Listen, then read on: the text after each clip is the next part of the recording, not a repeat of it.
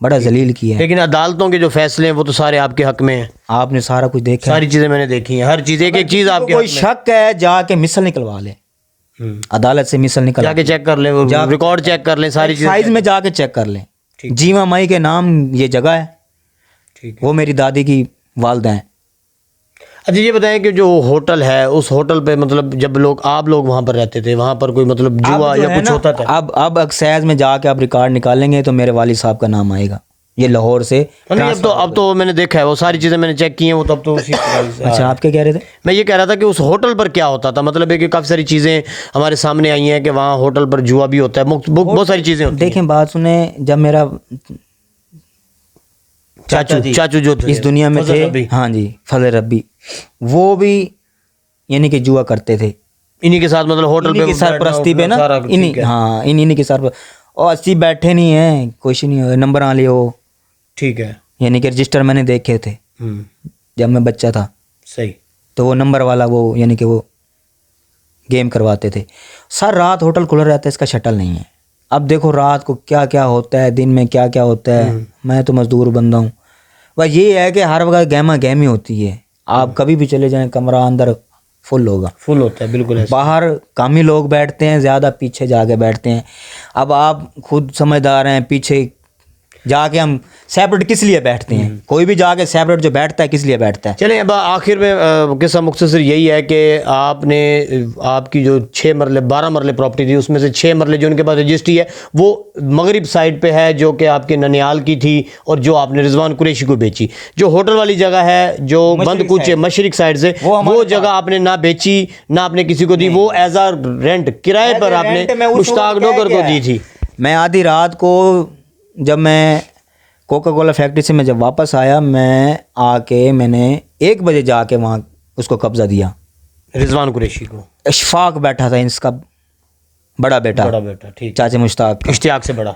इश्तियाक से बड़ा। मैंने उसको सलाम दुआ की। मैंने सतार बैठा था, उसको भी कहा, मैंने कहा ये जगह हमने बेच दी है इस लड़के को। उसको भी कहा, मैंने कहा ये 6 मरले हमारे पास है। उसने बकायदा चाय पूछी मेरे से। मैंने कहा चाय, मैंने इनसे पूछा, एक राना आमिर था डीलर, एक रिजवान कुरैशी था। ठीक है। तो मैंने जाके इनको अंदर विजिट भी कराया और मैंने कहा ये मड्डी पुचानी है। ठीक है। वहाँ पर सामान भी पड़ा था? सामान में से कुछ कड़ियाँ वगैरह, यानी कि इस तरह का एक रेड़ा आया, बस ना कपड़े ना और बाकी कोई सामान, घरेलू सामान टोटल वहीं पर था। हाँ जी। हमारे साथ तो अचानक एक मसला हुआ, हमने ज़रूरत के कपड़े लिए पहनने वाले, बाकी हर चीज़ वहीं छोड़ दी। वहीं छोड़ दी। हमें तो ये पता था हमने जाना है। जी नाज़रीन, बिल्कुल तबीयत संभलते संभलते साल लग गया अब्बू को ना, बहुत वीकनेस हो गई थी, हार्ट के मरीज थे, तो हमने फिर वहाँ जाना मुनासिब ही नहीं समझा।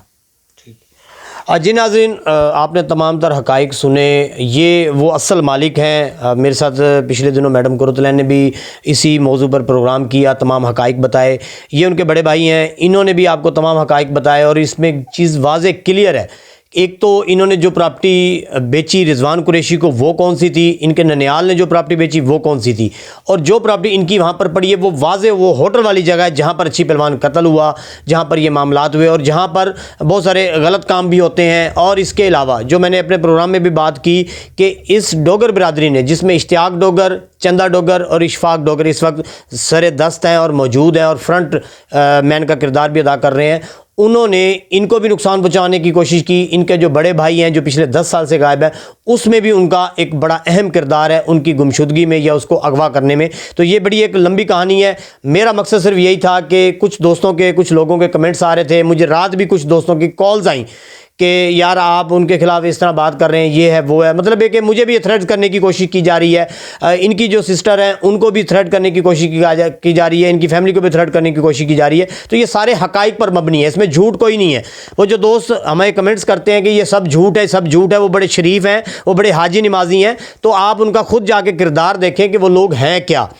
ये लोग झूठ तो नहीं बोल रहे, इनके पास डॉक्यूमेंट्स भी मौजूद हैं, इनके पास रजिस्ट्रियाँ, इनके पास अदालती आर्डर, हर चीज़ मौजूद है। एक्साइज महकमा पंजाब का जो एक्साइज डिपार्टमेंट है उसमें इनका रिकॉर्ड भी मौजूद है। तो लिहाजा यहाँ पर झूठ नहीं है, झूठ वहाँ पर है, उसको झूठा माने और उनके खिलाफ अगर आपने कोई बात करनी है तो फिर उनके खिलाफ करें, हमें दबाने की कोशिश ना की जाए। जी।